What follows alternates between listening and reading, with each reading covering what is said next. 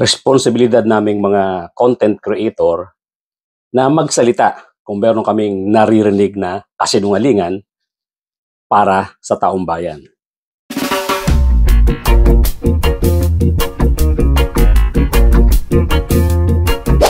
Doon po sa mga bago lang dito sa aking channel, kindly subscribe, kindly hit the notification bell, pati na rin yung like button, at pakishare na rin po para lumaki ang ating community. At tuloy-tuloy na po tayo sa ating topic for today. Ito na namang si Sara Duterte, lumabas na naman at nagsabi ng statement na akala mo yung talagang napaka-amo, akala mo talagang napaka-honest, at yung kanyang sinasabi na ang Office of the Vice President daw ay talagang working for excellence at ginagawa yung trabaho nila ginagawa ang trabaho nila na dedicated sa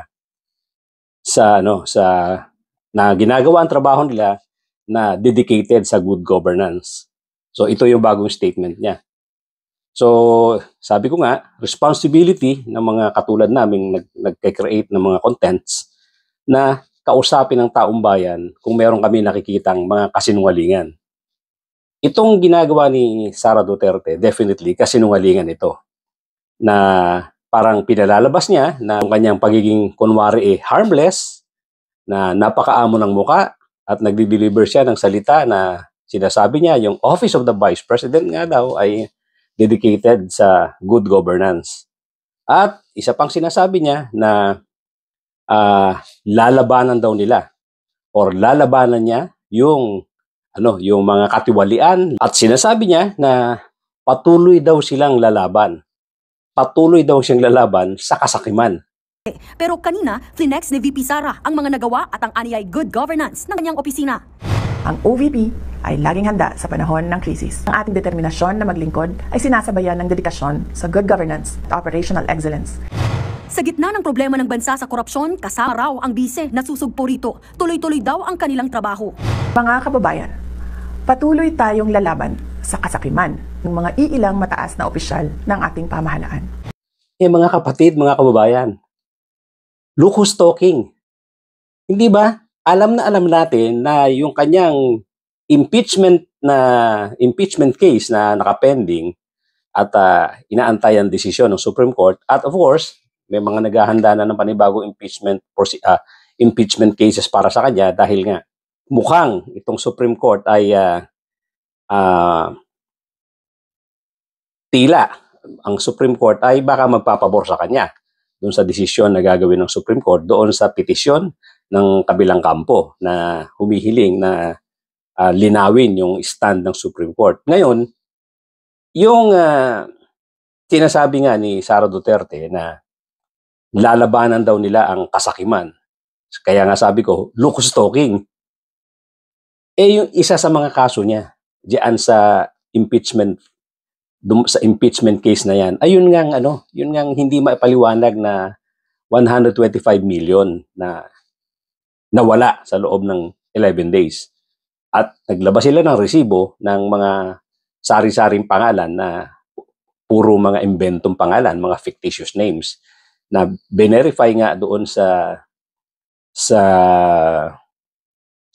Bureau of Census na wala mga ganong klaseng pangalan. So, hindi natin matanggap na itong mga pananalita ni Sara Duterte ay pabayaan na lang natin ng ganon-ganon. Alam ko na ito ay parte ng kanilang propaganda. Kaya lang, hindi maaring hindi tayo magsalita tungkol dyan kahit na propaganda yan, dahil baka sakali itong mga ibang mga taga-suporta niya ay mabago natin ang isip.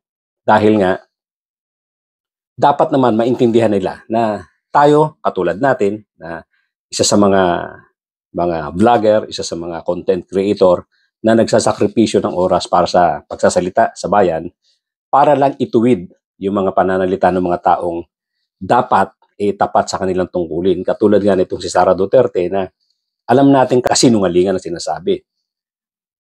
Siya mismo ay nahaharap sa malaking kaso at bukod doon nga sa korupsyon, doon sa perang ginamit niya na hindi maipaliwanag, meron pa siyang mga ibang kaso na katulad ng pagbabanta ng buhay ng presidente, ng first lady, at Speaker of the House. Kahit na sino pang tao ang kanyang pagbantaan, kahit na hindi presidente yan, krimen pa rin yan. Doon sa ginawa niyang pagsasalita na sabi niya pagka siya daw, ginawa niya pa ng kulatilya pag daw siya ay namatay, ipapapatay niya ang presidente, ipapapatay niya ang first lady, ipapapatay niya itong si Martin Romualdez. Of course, yung sinasabi niyang kaya niya sinabi niya pag daw siya ay napatay, ipapapatay niya itong sila Bongbong Marcos, itong sila Lisa Araneta at si Romualdez. Ito yung isa sa mga way na baka sakaling lumusot. Palusot na lang yan palusot yan na para magkaroon sila ng way out kung sila ay kakasuhan. Pero pagbabanta pa rin yan Kasi hindi ka naman pinagbabantaan ng presidente na papatayin ka. Para gumanti ka na pagbabanta na papatayin mo sila. Ginawa mo lang ng way around para makalusot ka. Anyway, yung sinasabi nga natin na itong si Sara Duterte ay hindi nagsasabi ng katotohanan at palagi lang siya nagsasalita ng mga propaganda. Ito ay para ma-maintain nila yung kanilang value, yung kanilang mga followers para ituloy yung pagsuporta sa kanila. Kaya hindi naman natin titigilan itong mga ganitong paglalahad dahil gusto rin natin baka sakali ang iba dun sa mga supporters niya ay mabagong isip. Pero yung mga katulad natin na nasa kabilang side na hindi naniniwala sa kanya, of course, all the way na yan, hindi tayo maniniwala sa kanya kahit na anong gawin niya pa. Itong ginagawa nilang propaganda, para lang i-maintain ito I-maintain niya yung mga supporters nila, i-maintain yung mga naniniwala sa kanila, at i-maintain yung paninira sa gobyerno para nga hanggang sa 2028, masustain nila yung number of people na sumusuporta sa kanila. Kaya tayo naman, nagsisikap naman tayo na magsabi ng katotohanan dahil yung kabilang side hindi nagsasabi ng totoo. Hindi po ito dahil sa sobra tayong supporter ng Marcos administration. Tayo po ay nasa gitna, tayo po ay para sa good governance at para labanan ng korupsyon. Although, yung ginagawa ni PBBM na pagpapaimbestiga, yan po ay suportado natin. Kaya nga po ayaw rin natin na bumaba si PBBM para matapos itong investigasyon na to.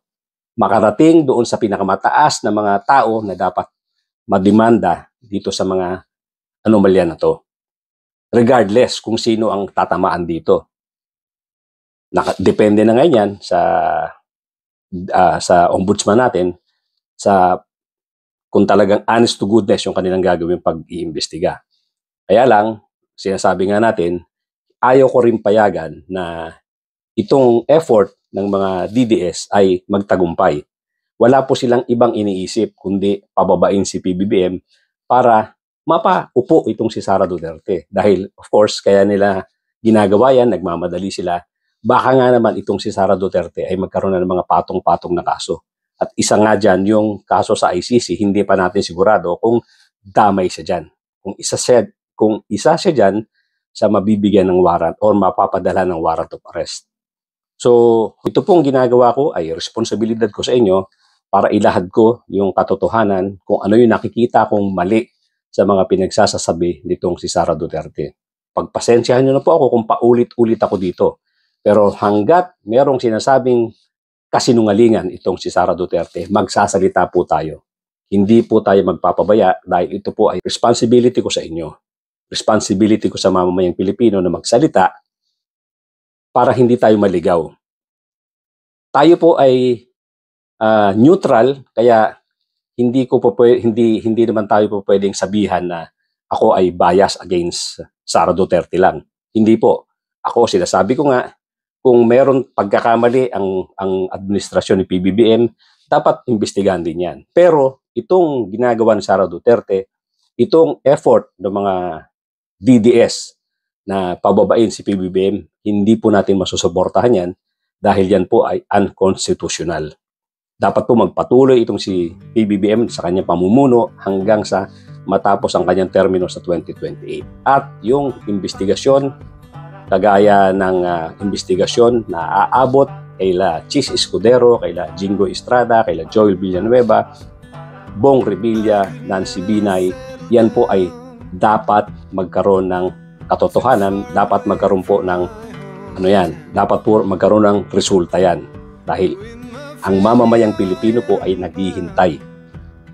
At kung itong mga nabanggit na pangalan na to, kung hindi po sila makakasuhan, kung hindi po ito makukulong, itong pangako sa atin ng presidente na mid-December, tuluyan na pong magagalit ang mamamayang Pilipino.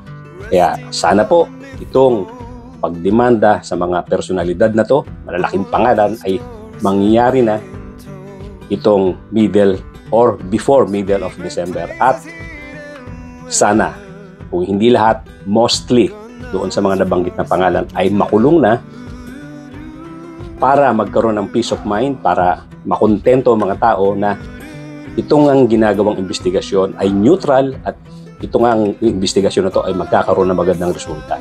Hanggang dulo po. Yan po ang ating vlog ngayon, ang ating episode for today.